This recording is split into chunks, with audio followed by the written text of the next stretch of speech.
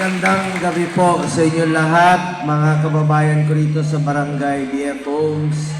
Unang-una, congratulations po sa inyo lahat, sa mga bagong kasal, congratulations. Sa kahit na yung iba dyan, may mga malalaki na anak, no? Nagpakasal muli. Napaka sarap po ng pakiramdam. Ako, parati po ako nag-a-attend tuwing Valentine's Day. Happy Valentine's Day para sa lahat. Sa inyo rin, ma'am. Asa yung date mo? Dito ka nag-date, duty ka ngayon. Sa lahat po ng 90 couples, no? 80 couples.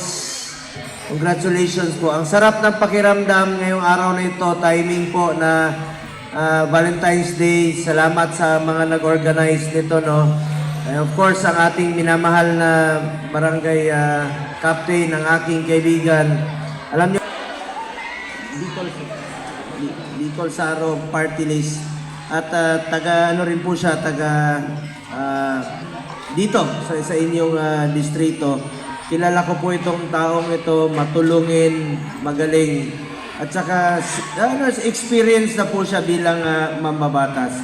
At katulad nito mga proyektong ganito, no, tulong sa inyo, kasalan, at hindi lang po kasalan.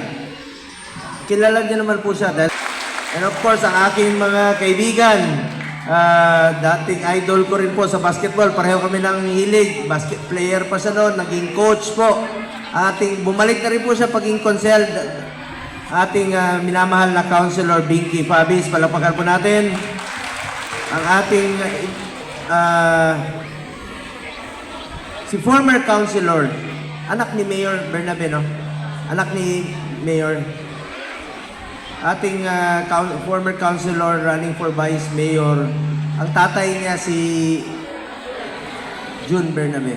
Sir, hindi ko rin po nalilimutan yan. Yung tatay niyo, kasama ni Kapitan Jeremy noon, isa rin po sa tumanggap kay former President Duterte. Palakpakan naman natin, Councilor Benji Bernabe. Sir, maraming salamat po. Alam niyo, kami mga Bisaya, I'm sure maraming Bisaya na nandito. Kalamidad. Nandito po ako. Alam ni Kapitan Jeremy yan. Hindi lang dito sa BF Homes, sa iba't ibang parte, anong mga barangay na napuntahan ko. Halos lahat ng barangay dito, tuwing nasusunugan, dikit-dikit ang bahay dito. Ako po isang Bisaya na Batanggenyo. Taga-Tanawan po, Tesoro po ang aking lolo't lola. Pero Bisaya po akong taga Mindanao. At kanina may lumapit sa akin, yung inaanak ko. Sana yung inaanak ko kanina, kinasal rin po siya rito. Sa kasalan ng bayan. Inaanak, sana yon? Ayan, inaanak, huwag ka umalis ha. Ito, kailan ka kinasal? Kailan ka kinasal? Go. Lumapit siya sa akin ngayon. Sabi niya, Senador, salamat sa mga tulong. Sabi ko sa kanya, huwag ka magpasalamat sa akin.